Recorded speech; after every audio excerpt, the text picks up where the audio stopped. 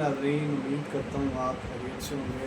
आप देख रहे हैं नदीम डिजिटल डायरी और मैं इस डायरी का होस्ट नदीम अहमद।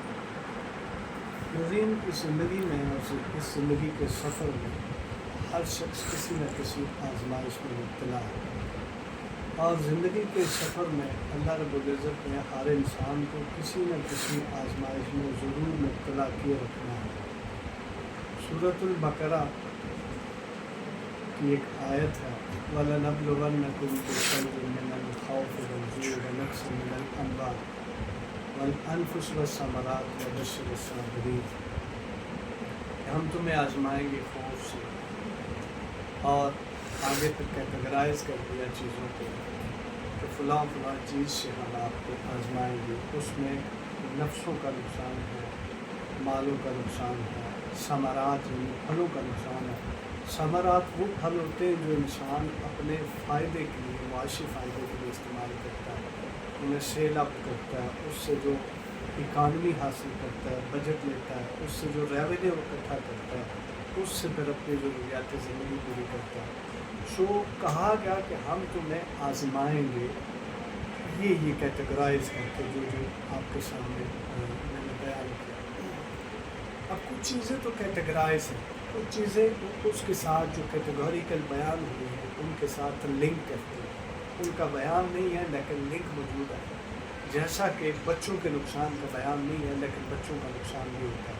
जैसा कि दरख्तों का नुकसान, जैसा कि ये फ्लड आ जाना, क्लाउड बर्स्ट आ जाना, ये सारे का सारा जो है सैलाब की सूरत में नुकसान, ज़लज़ले का बयान नहीं है लेकिन उसकी सूरत में आने वाला जो नुकसान है वो इसके साथ लिंक्ड है। इस वक्त पूरी दुनिया में एक अजीब हिजानी कैफियत है। आप देखें कि नित नई ईजादात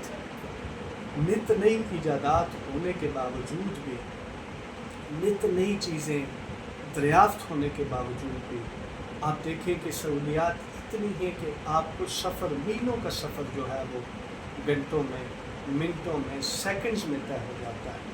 और आप हमारा खलाई सफ़र देखें, फ़िज़ाई सफ़र देखें, ज़मीनी सफ़र देखें, आप जुडिशरी सिस्टम देखें, आप पुलिसिंग सिस्टम देखें, आप किसी भी इदारे को उठाएं तो नित नई ईजादात वहाँ पर मौजूद हैं इंसानी सहूलियात के लिए।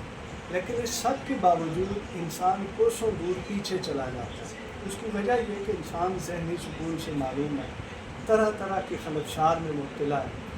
जिस तरह की ईजादात दरियाफ्त होती जाती हैं, जिस तरह की नित नई इन्वेंशंस होती जाती हैं, उन्हीं इन्वेंशंस के साथ साथ इंसान पर अज़ाब की सूरत, आजमाइश की सूरत भी मुख्तलिफ़ कंडीशन के साथ नाज़िल होती रहती है। अब क्लाउड बर्स्ट क्या है?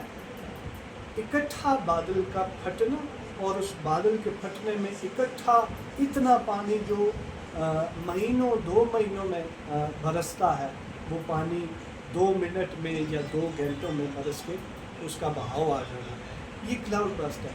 अब क्लाउड बर्स्ट का नाम आज तक किसी ने नहीं सुना, लेकिन अब आपको सुनने को मिलता है, जगह जगह क्लाउड बर्स्ट की बातें होती हैं।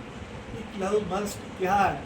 नया एक आजमाइश का सिलसिला अल्लाह की तरफ से। अब इजादात हो गई, हमारे पास निकासी का निज़ाम है, पानी की निकासी का निज़ाम मौजूद है, लेकिन उसके बावजूद पानी की निकासी का निज़ाम कैसा है?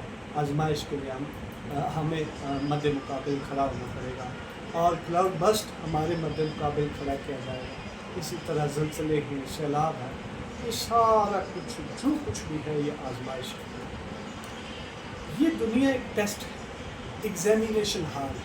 इसमें आप भी बैठे हैं, मैं भी बैठा हूँ, हम सब बैठे हैं, हम सब अपने अपने हिस्से का इम्तिहान दे रहे हैं।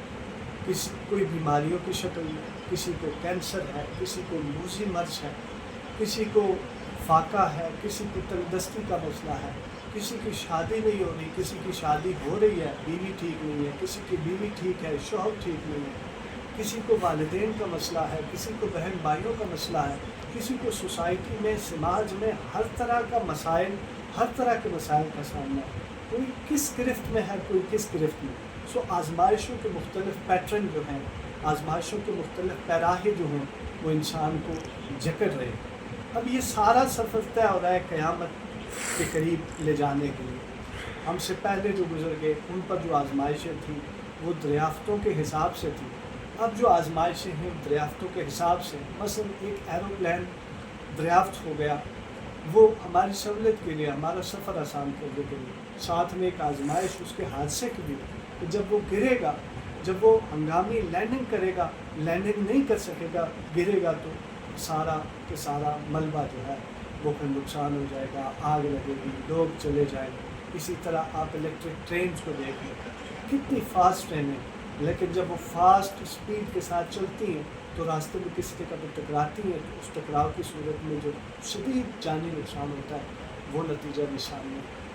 آزمائش کی مختلف شکلیں ہیں، لیکن آزمائش کی ان ساری شکلوں میں کچھ لوگ ایسے ہیں جو ان آزمائش کی شکلوں سے وابستہ بھی ہوتے ہیں، ان سے راستہ بھی پڑتا ہے، ان کو فیس بھی کرتے ہیں، ساتھ میں ایک ریئیکشن پیش کرتے ہیں، صبر۔ اور جو صبر کا ریئیکشن، کیفیاتی ریئیکشن پیش کرتا ہے، اس کے لیے پھر بشارت قرآن میں بھی دے دی گئی۔ اللہ رب العزت نے اپنے نبی پاک صلی اللہ علیہ وسلم کو بھی بتا دیا، نبی پاک نے تو صحابہ کے ذریعے احادیث مبارکہ میں، اور یہ سارا سلسلہ خوشخبری کی صورت میں موجود ہے۔ اب جو مومن ہے، مومن کے لیے یہ ہے کہ وہ ان ساری مصیبتوں پر صبر کرے گا۔ اب صبر کیا ہے؟ صبر یہ ہے کہ اللہ کی تقسیم پر راضی رہے، کسی مخلوق سے اللہ کی تقسیم کے متعلق شکوہ نہ کرو کہ میرے اوپر یہ بیماری آ گئی ہے، غلط ہوا، نہیں، اپنے آپ کو ویلیویبل نہ بنانا، اللہ کی کسی تقسیم کے سامنے ویلیویبل نہ بنانا۔ جو کچھ آپ کے اوپر مسلط ہو گیا اس کو آپ قبول کر لیں، اس پر صبر کریں۔ ہائے، یہ تو انسانی جبلت کا حادثہ ہے، یہ تو انسانی جبلت میں رکھ دیا گیا، انسان روتا ہے، واویلا کرتا ہے، سارا کچھ، لیکن مخلوق کے سامنے خالق کے کسی معاملے کا ذکر نہ کرنا، ذکر کرنا تو اس میں کسی قسم کا شکوہ شامل نہ ہو، یہ سارے کا سارا صبر کا معاملہ ہے۔ اور مخلوق کی طرف سے ملنے والی تکالیف کو اللہ کی بارگاہ میں پیش کر کے یہ نہ کہنا کہ فلاں کی طرف سے مجھے یہ تکلیف مل گئی، اس کو آپ جو ہے بدلہ دے دیں یا اس پر یہ عذاب نازل کریں۔ خاموشی اختیار کرنا، اپنی جگہ روتے رہنا، اللہ سے گڑ گڑا کے دعائیں کرتے رہنا، اور آپ کے قریب جو رشتے ہیں ان سے واسطہ رکھنا، ان کو بتاتے رہنا، علاوہ ازیں جو دیگر رشتے ہیں، دیگر انسان ہیں، مخلوقات ہیں، ان سے اپنے سارے غموں کو چھپائے رکھنا، یہ صبر ہے۔ اور جو لوگ صبر کرتے ہیں تو اللہ رب العزت نے ان کے لیے بہترین بشارت ہے۔ بشارت یہ ہے کہ وہ جنتوں میں جائیں گے، وہ بڑے بڑے محلوں میں جائیں گے، جو کچھ انہیں یہاں پر فیس کرنا پڑا اور فیس کیا گیا، جو کچھ بھی انہوں نے فیس کیا، مشکلیں تھیں، مصیبتیں تھیں، ان سب کا ازالہ ہوگا کہ قیامت والے دن یوم حساب کے بعد جنت میں سب کچھ بہتر طریقے سے ملے گا۔ کسی کو یہاں پر اچھی زندگی گزارنا تھی، بلاگنگ کرنا تھی، اس کے لیے وہ ایڈونچرل لائف وہاں پر موجود ہوگی۔ کسی کو جناب سیر و سیاحت کرنی تھی، وہ سیر و سیاحت کے لیے وہاں پر اس کے لیے پورا پلان کیا جائے گا۔ کسی کو ابھی آپ دیکھیں کہ سورہ رحمان میں باقاعدہ اس کا تذکرہ موجود ہے، نقشہ کھینچا گیا کہ تختوں پر تکیے لگائے بیٹھے ہوں گے۔ تختوں پر تکیے لگائے اکثر بڑے سردار لوگ بیٹھتے ہیں جن کے مزاج سردارانہ ہوتے ہیں، وہ بیٹھے ہوتے ہیں، ان کے سامنے ایک ہجوم ہوتا ہے، ایک قبیلہ ان کے سامنے بیٹھا ہوتا ہے، تو وہ سارے کا سارا منظر بھی قرآن میں پیش کیا کہ جو یہاں پر جس چیز سے معروف کر دیا جائے گا اس کو وہاں پر وہ چیز حاصل ہوگی اور بدرجہ اتم بہتر حاصل ہوگی۔ تو اللہ رب العزت ہمیں دنیا کے اس نظم کو، اس نظم میں امتحانی نظم کو سمجھنے کی توفیق عطا فرمائے۔ اللہ کریم اس کے ساتھ وابستگی، کامل وابستگی، صبر کے ساتھ وابستگی کی توفیق عطا فرمائے۔